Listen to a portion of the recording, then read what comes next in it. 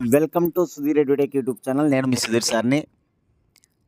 AP high court and district కోర్టులకు సంబంధించి మనం మోడల్ పేపర్లు చేయడం జరుగుతూ ఉంది. ఇప్పుడు ప్రజెంట్ మోడల్ పేపర్ 7 మీకోసం చెప్పడం జరుగుతుంది. 40 క్వశ్చన్స్ ఉన్నాయి. ప్రతి మోడల్ పేపర్కు 40 క్వశ్చన్లు చేయడం జరుగుతుంది.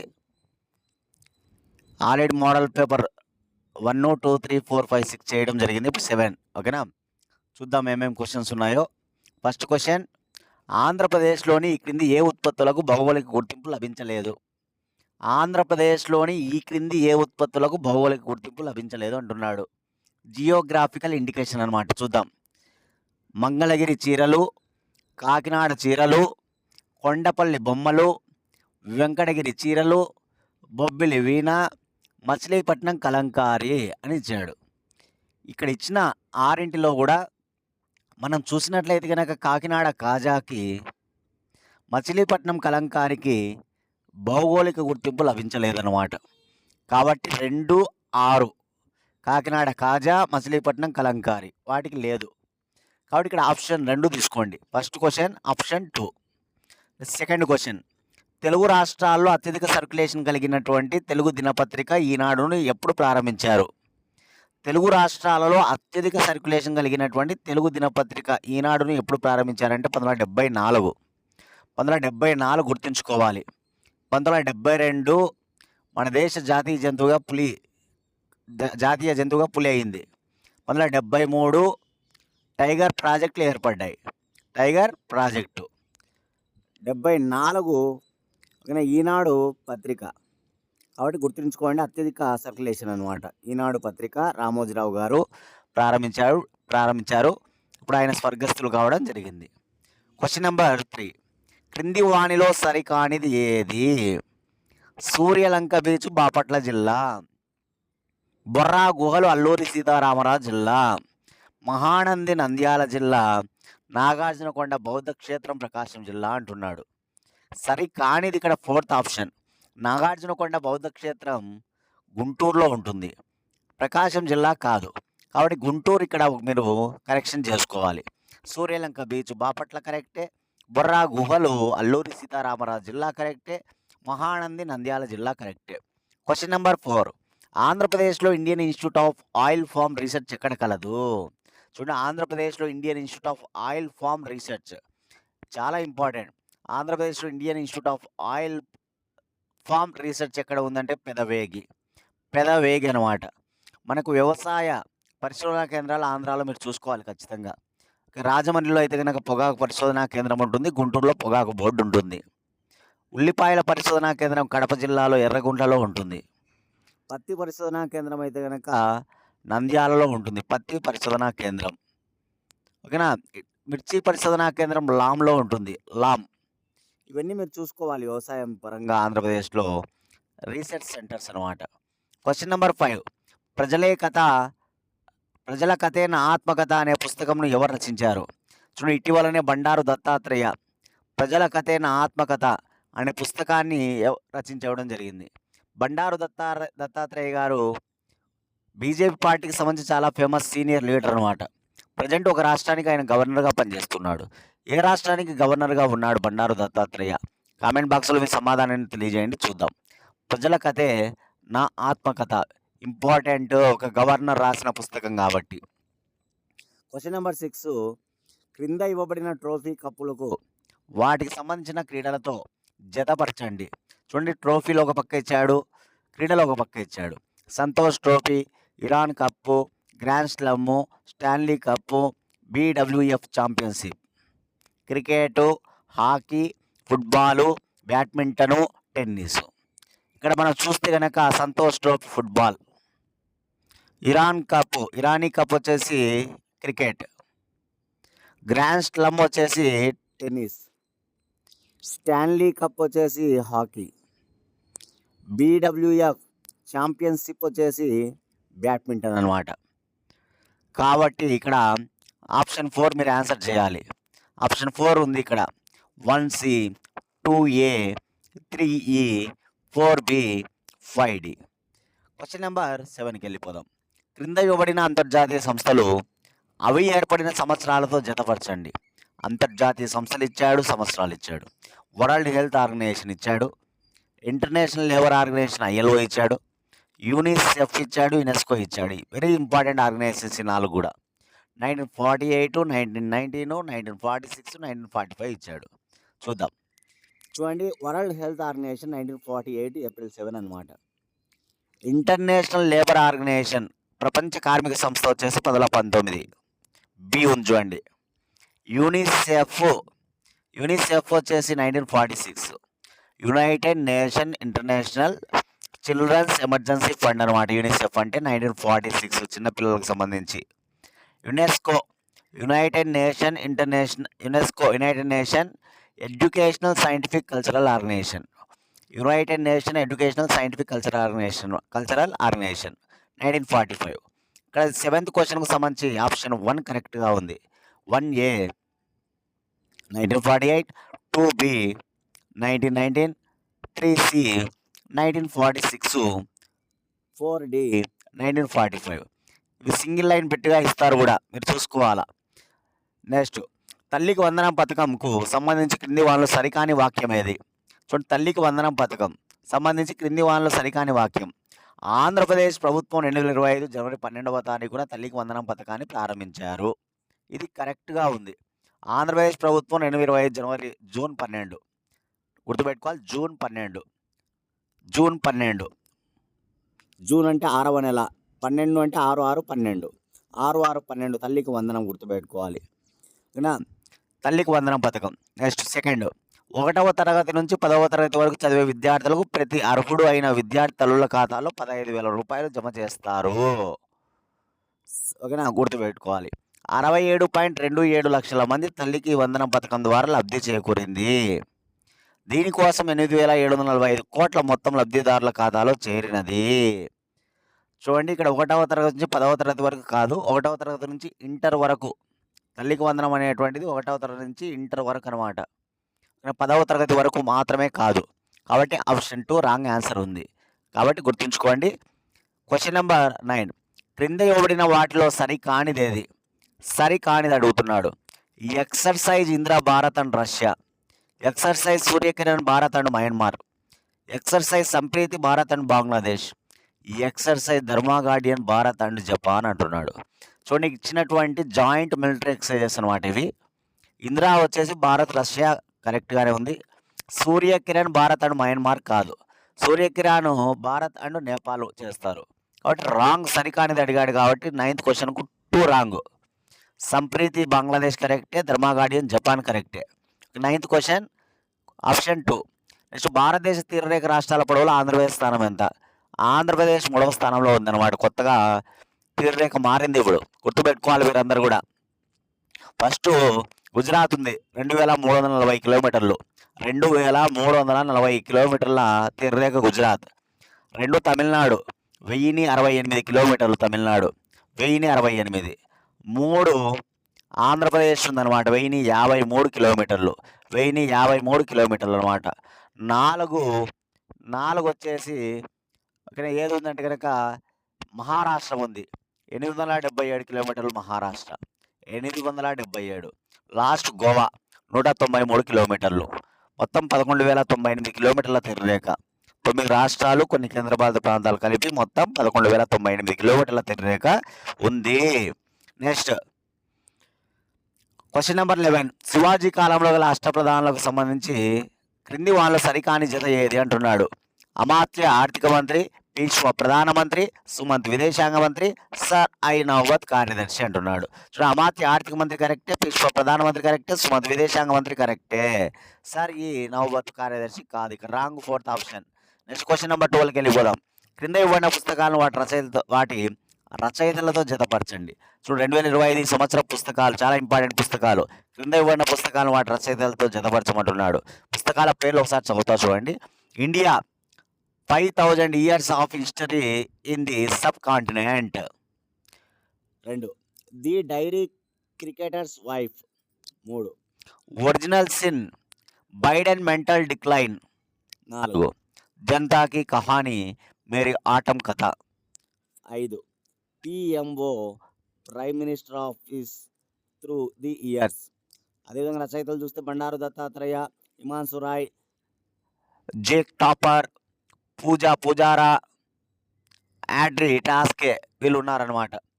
చూడండి ఫస్ట్ దానికి India 5000 years of history in the subcontinent. ఇది ఎవరు అంటే కనుక ఒకటే మనకి యాడ్రి టాస్కే ఈ ఉంది చూడండి, Audrey Truschke. Next the diary cricketers of wife ఉంది కదా, కాబట్టి దీనికి ఆన్సర్ వచ్చేసి D Pooja Pujara. Next 3 original sin Biden mental decline ఉంది కదా, దీనికి ఆన్సర్ వచ్చేసి ఈ జేక్ టాపర్ అనమాట. జనతాకి కహాని మేర ఆటం కథ, కానీ ఎవరంటే బండారు దత్తాత్రేయ. ఆల్రెడీ మనం ఒక బిట్ ఇచ్చాం బండారు దత్తాత్రేయ, అదే పుస్తకమే, దీన్నే జనతాకి కహాని మేరీ ఆటం కథ అంటారు. Next PMO prime minister of the office through the years, దీనికి ఆన్సర్ వచ్చేసి హిమాంశు రాయ్ అనమాట. కాబట్టి ఇక్కడ హిమాంశు రాయ్, కాబట్టి 12వ క్వశ్చన్కి ఆప్షన్ 3 ఉంది చూడండి, 1E 2D 3C 4A 5B. Next question number 13 pin code సిస్టమ్ను ఎప్పటి నుంచి ప్రారంభించారు? Pin code system 1972, very important. Pin code postal index number అంటాం. పిన్ కోడ్లో పిఐఎన్ అనగా పోస్టల్ ఇండెక్స్ నెంబర్ అనమాట. 6 గదులు ఉంటాయి. ఓకేనా, పిన్ కోడ్లో ఎన్ని గదులు ఉంటాయి? 6 గదులు ఉంటాయి. కాబట్టి గుర్తుపెట్టుకోవాలి, 6 గదులు ఉంటాయి అన్నమాట. 1972 నుంచి పిన్ కోడ్ సిస్టమ్ అనేటువంటిది వచ్చింది. నెక్స్ట్ క్వశ్చన్ నెంబర్ 14 స్వతంత్ర అనంతరం ఏర్పాటు చేసిన తొలి హైకోర్టు ఏది? ఆఫ్టర్ ఇండిపెండెన్స్, స్వతంత్ర అనంతరం అస్సాంలో గౌహతిలో హైకోర్టు ఏర్పాటు చేయడం జరిగింది 1948లో. 1947లో మనకు స్వాతంత్రం వచ్చిన వెంటనే 1948లో గౌహతి హైకోర్టు ఏర్పాటు చేస్తారు. కాబట్టి స్వతంత్ర అనంతరం అడిగితే గౌహతి చెప్పాలా, మొట్టమొదటి హైకోర్టు అడిగితే కలకత్తా చెప్పాలా. కలకత్తా హైకోర్టు 1862లో లార్డ్ కానింగ్ అనేటువంటి వాడు వైస్రాయ్గా ఉన్న కాలంలో 1862లో 1861 హైకోర్టు చట్టం ప్రకారం 1862లో భారతదేశంలో కలకత్తాలో మొదటి హైకోర్టు ఏర్పడుతుంది. తర్వాత బాంబే ఏర్పడుతుంది, తర్వాత మద్రాస్ హైకోర్టు ఏర్పడుతుంది. 1866లో అలహాబాద్ హైకోర్టు కూడా ఏర్పడుతుంది. 1948లో ఈ గౌహతి హైకోర్టు ఏర్పడింది అనమాట. 1966లో ఢిల్లీ హైకోర్టు ఏర్పడుతుంది. 2019 జనవరి 1వ తారీఖున అమరావతిలో ఆంధ్రప్రదేశ్ హైకోర్టు ఏర్పడింది. అమరావతిలో 2019 జనవరి 1వ తారీఖున. ప్రజెంట్ 25 హైకోర్టులు ఉన్నాయి, 25 హైకోర్ట్స్ ఉన్నాయి అనమాట. నెక్స్ట్ క్వశ్చన్ నెంబర్ 15 క్రింది వానలో సరికాని అంశం ఏది? భారతదేశంలో అతిపెద్ద రామ్సార్ సైట్ సుందర్బాన్. భారతదేశం మొత్తం 89 రామ్సార్ సైట్లు కలవు. 2025 సంవత్సరంలో రాజస్థాన్లోని కిచాను మరియు మెనార్ అనే రామ్సార్ సైట్ల జాబితాలో చేర్చబడ్డాయి. భారతదేశం 1981లో ఒడిశాలోని చిల్కా సరస్సు తొలిసారిగా రామ్సార్ జాబితాలో చేర్చబడింది. ఇక్కడ సరికాని అంశం ఏదంటే కనుక భారతదేశంలో మొత్తం 89 రామ్సార్ సైట్లు ఉన్నాయి అనేది రాంగు. అదేవిధంగా ఇటీవల రాజస్థాన్లోని కిచాన్ అనేది ఒకటి వచ్చింది. అదేవిధంగా రాజస్థాన్లో మెనార్ అనే రామ్సార్ సైట్లు కూడా చేర్చబడ్డాయి, కరెక్టే. అతిపెద్ద రామ్సార్ సైట్ మన దేశంలో సుందర్బన్ రామ్సార్ సైట్ అనమాట, వెస్ట్ బెంగాల్లో ఉంటుంది, అది కరెక్టే. మొట్టమొదటి రామ్సార్ సైటు చిల్కా సరస్సు అనమాట, ఒడిస్సాలో 1981లో మొదటిసారిగా రామ్సార్ సైట్లో చేర్చబడింది, ఇది కరెక్టే. కాబట్టి గుర్తుంచుకోవాలి దయచేసి అందరూ కూడా. క్వశ్చన్ నెంబర్ 16 విద్యాంజలి పథకం ఉద్దేశం ఏమిటి? విద్యాంజలి పథకం ఉద్దేశం ఏంటంటే ప్రభుత్వ మరియు ప్రభుత్వ సహాయక పాఠశాలను బలోపేతం చేయడమే. ప్రభుత్వ సహాయక పాఠశాలలను బలోపేతం చేయడం విద్యాంజలి పథకం యొక్క ఉద్దేశం అనమాట. క్వశ్చన్ నెంబర్ 16కు ఆప్షన్ 4 కరెక్ట్గా ఉంటుంది, చూడండి ఒకసారి. క్వశ్చన్ నెంబర్ 17 బేటీ బచావో బేటీ పడావో కార్యక్రమం ఎప్పుడు ప్రారంభించబడింది? చూడండి, బేటీ బచావో బేటీ పడావో కార్యక్రమాన్ని ప్రధానమంత్రి నరేంద్ర మోడీ 2015లో ప్రారంభించారు. ఓకేనా, హర్యానా రాష్ట్రంలో పానిపట్టులో ప్రారంభించాడు. ఎందుకంటే దేశంలో స్త్రీ పురుష నిష్పత్తి తక్కువగా ఎక్కడ ఉందంటే హర్యానాలోనే. సెక్స్ రేషియో 2011 జనాభా లెక్కల ప్రకారం ఎక్కడ తక్కువ అంటే హర్యానా. అందుకే అదే హర్యానాలో బేటీ బచావో బేటీ పడావో కార్యక్రమాన్ని శ్రీకారం చుట్టాడు. చాలా గొప్ప కార్యక్రమం మన దేశంలో. క్వశ్చన్ నెంబర్ 18 2011 జనాభా లెక్కల ప్రకారం భారతదేశంలో హిందూ మతంను పాటించే వారి శాతం ఎంత? సో 2011 జనాభా లెక్కలు ఉన్నాయి కదా, దాని ప్రకారం భారతదేశంలో హిందూ మతాన్ని పాటించే వారి శాతం ఎంత అంటే 79.8%. 79 అంటే 80%, 2.2 తక్కువ. 79.8% హిందువులు అనమాట 2011 జనాభా లెక్కలు తీసుకుంటే. క్వశ్చన్ నెంబర్ 19 అత్యంత ప్రసిద్ధి చెందిన హరిప్రసాద్ చౌరేషియా ఈ క్రింది ఏ వాయిద్య పరికరంలో వాయించడంలో ప్రసిద్ధిగాంచాడు? ఫ్లూట్ అన్నమాట. చాలా ఇంపార్టెంట్, గుర్తుపెట్టుకోవాలి. అత్యంత ప్రసిద్ధి చెందినటువంటి హరిప్రసాద్ చౌరేషియా ఫ్లూట్ వాయించడంలో గొప్ప దిట్ట అనమాట. హరిప్రసాద్ చౌరేషియా అనగానే ఫ్లూట్లో చాలా గొప్ప వ్యక్తి అనమాట. అంత చక్కగా వాయిస్తాడు అనమాట హరిప్రసాద్ చౌరేషియా గారు ఫ్లూట్. ఇప్పుడు మనకి జాకిర్ హుసేన్ అంటే చెప్పే వ్యక్తి మనం తబలా చెప్తాం. తబలా అనగానే జాకిర్ హుసేన్, ఆయన కూడా ఇటీవల చనిపోయాడు. ఓకేనా? సరే, యునెస్కో హెరిటేజ్ సైట్ల జాబితాలో ఈ క్రింది వానలో భారత్ నుంచి తొలిసారిగా చోటు దక్కించుకున్నది ఏది? చూడండి, question number 20. UNESCO heritage sites ఉన్నాయి కదా, మొట్టమొదటిసారిగా మన భారతదేశంలో ఏది చేరిందంటే తాజ్మహల్ చేరింది అనమాట. ఏ కట్టడం జరిగింది ఇక్కడ ఉన్న వాటిలో? తాజ్మహలే చేరింది. ఫస్ట్ తాజ్మహల్కే చోటు కల్పించారనమాట హెరిటేజ్ సైట్లలో. కాబట్టి గుర్తుపెట్టుకోవాలి. Next question number 21. క్రింద ఇవ్వబడిన నేషనల్ పార్కులు అవి కలిగి ఉన్న రాష్ట్రాలతో జతపరచండి. నేషనల్ పార్కులు ఒక పక్క, రాష్ట్రాలు ఒక పక్క ఇచ్చాడు. నేషనల్ పార్కులు సిమ్లీ పాల్ నేషనల్ పార్కు, ఎమిక్స్ park, Ranthambore park, Kanha park, Nanda Devi park. Jammu Kashmir, Odisha, Rajasthan, Uttarakhand, Madhya Pradesh ఇచ్చారు. చూద్దాం ఆన్సర్లు. సిమ్లీ పాల్ ఒడిస్సా బి, ఎమిక్స్ park Jammu Kashmir A, Ranthambore Rajasthan C, Kanha Madhya Pradesh E, Nanda Devi Uttarakhand D. ఇదేమాట సిమ్లీపాల్ ఒడిస్సా, ఎమిస్ జమ్మూ కాశ్మీర్, రణతంబోర్ రాజస్థాన్, కన్హా మధ్యప్రదేశ్, నందాదేవి ఉత్తరాఖండ్. దీనికి సంబంధించి 21 క్వశ్చన్. ఆప్షన్ 3 కరెక్ట్గా ఉంచండి. 1B, 2A, 3C, 4E, 5D. Question number 22. Service area approach అనేది క్రింది వాళ్ళలో దేన్ని మెరుగుపరచడానికి ప్రారంభించిన వ్యూహంగా చెప్తారు? సర్వీస్ ఏరియా అప్రోచ్ అనేది క్రింది వాళ్ళలో దేన్ని మెరుగుపరచడానికి ప్రారంభించబడిన వ్యూహంగా చెప్తారంటే గ్రామీణ రుణాలు అనమాట. రూరల్ లోన్స్, గ్రామీణ రుణాలు. చూడండి, మోడల్ పేపర్లు 20 మోడల్ పేపర్స్ మన దగ్గర ఉన్నాయి. అదేవిధంగా ఒక 500 ఇంపార్టెంట్ బిట్స్ ఉన్నాయి అనమాట. ఇవన్నీ కూడా 100 రూపాయలకు. 100 రూపీస్ మీరు కావాలనుకుంటే కనుక 8186006848 8186006848 అనే నెంబర్కి మీరు ఫోన్పే చేసినట్లయితే కనుక ఈ మోడల్ పేపర్లు 20 మోడల్ పేపర్స్, అదేవిధంగా చాలా ఇంపార్టెంట్గా ఒక 500 బిట్స్ ఉంటాయి. మీకు ఉపయోగపడతాయి. వీటన్నిటికీ మీరు కావాలనుకుంటే 100 రూపీస్ ఫోన్పే చేసి అదే నెంబర్కి వాట్సాప్లో మీరు స్క్రీన్ షాట్ పెడితే నేను పీడిఎఫ్ పంపిస్తా. జిరాక్స్ తీసుకొని మీరు ప్రాక్టీస్ చేసుకోవచ్చు. ఈ మోడల్ పేపర్లు అన్నీ కూడా క్లాసులు వినండి, వింటూ ప్రాక్టీస్ చేసుకోండి. ఓకేనా? రైట్. Question number 23. ఇటీవల భారతదేశంలోని ఏ చిత్తడి నేలలు 91వ రామ్సర్ సైట్ల జాబితాలో చేర్చబడినవి? కిచాను, మోనార్. చూడండి, అక్కడ 89 అని రాంగ్ అని చెప్పాం కదా, కాబట్టి ఎన్ని ఉన్నాయి ఇప్పుడు? 91 ఉన్నాయన్నమాట. ఏ రెండిటితో కలిపి? రాజస్థాన్లోని కిచాను, రాజస్థాన్లోని మోనార్లతో కలిపి. రాజస్థాన్లోని కిచాను, రాజస్థాన్లోని మోనార్లతో కలిపి అనమాట. ఓకేనా? కాబట్టి గుర్తుపెట్టుకో. ఇంతకుముందు తీర్థంగలని, ఓకేనా, కేచియోపల్లి అని ఇట్లా ఉండేటి. ఇప్పుడు దాని తర్వాత 2 కొత్తగా చేర్చబడ్డాయి.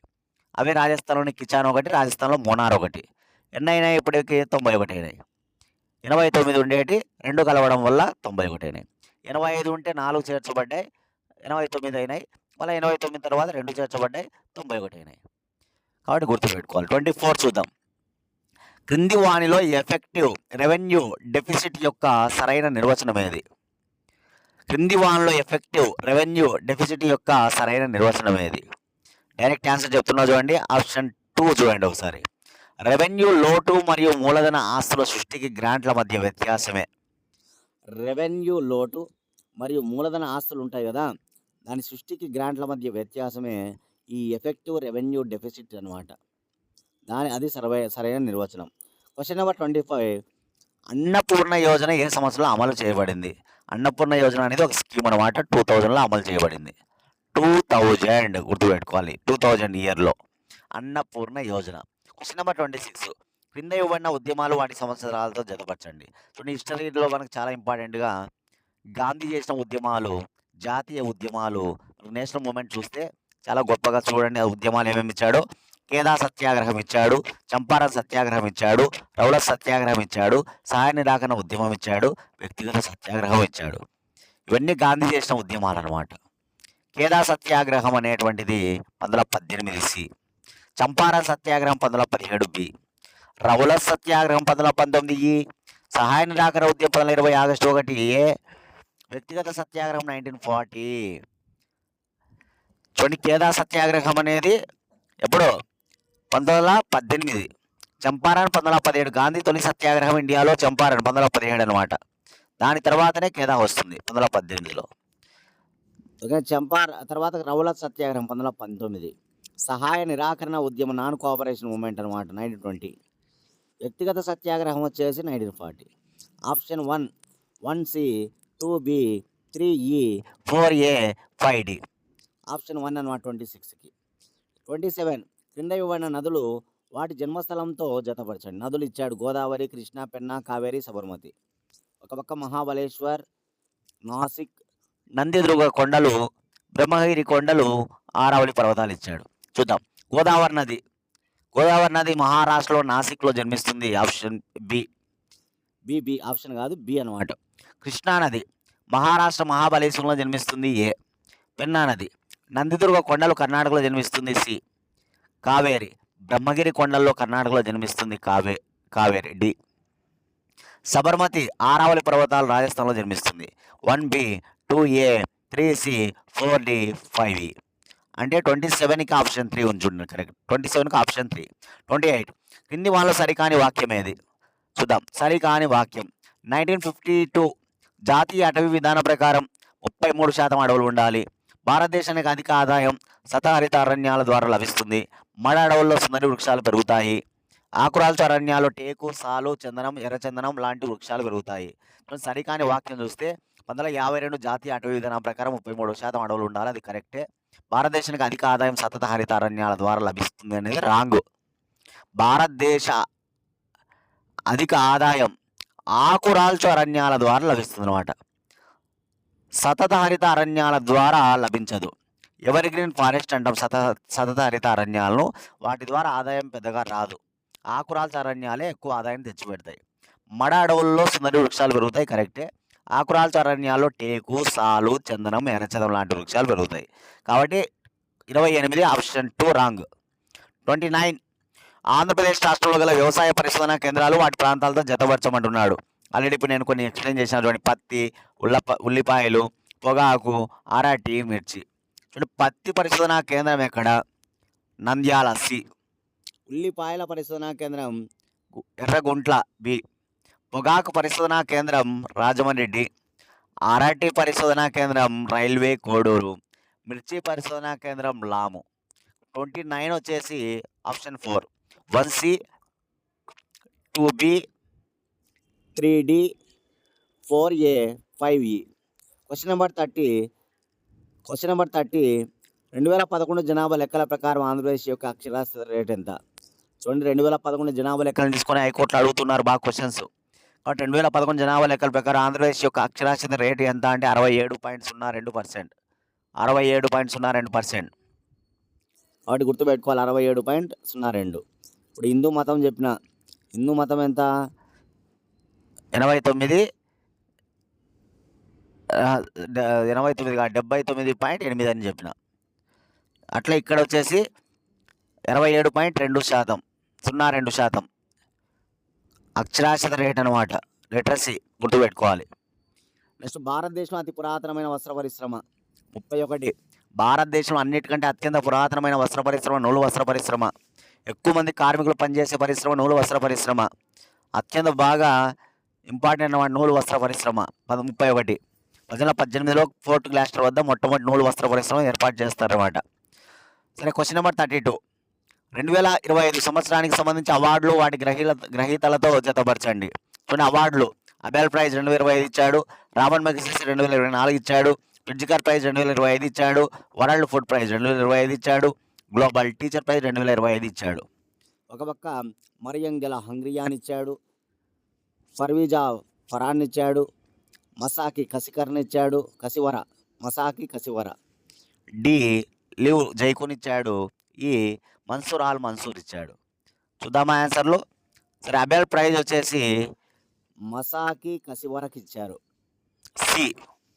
రామన్ మెగసెసే అవార్డు వచ్చేసి Farwiza Farhan. B. Next, Pritzker prize 2025. Pritzker architecture రంగంలో అత్యంత ముఖ్యమైన అవార్డు అనమాట. D Liu జైకున్.